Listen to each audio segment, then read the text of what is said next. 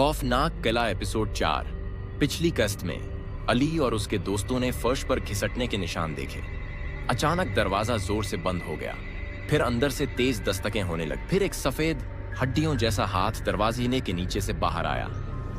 अली की सांसें तेज हो गईं। वो हाथ हल्का सा हिला। उसकी लंबी टूटी हुई नाखून जमीन से रगड़ खा रही थी। भागो! हसन चिल्लाया और अली का हाथ खींच लिया।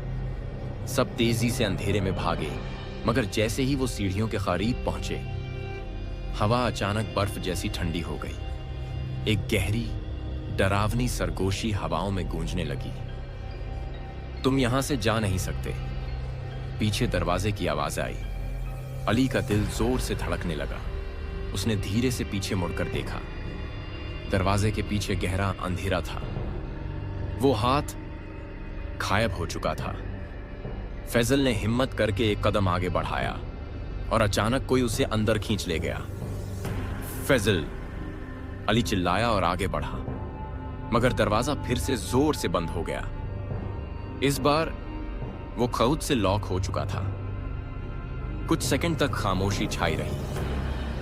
फिर दरवाजे के पीछे से एक धीमी दर्द भरी आवाज आई। मदद करो, मुझे। जारी रहेगा।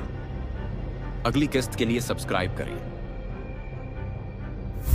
इस स्टोरी की दूसरी एपिसोड देखने के लिए हमारे चैनल को सब्सक्राइब करें। शुक्रिया।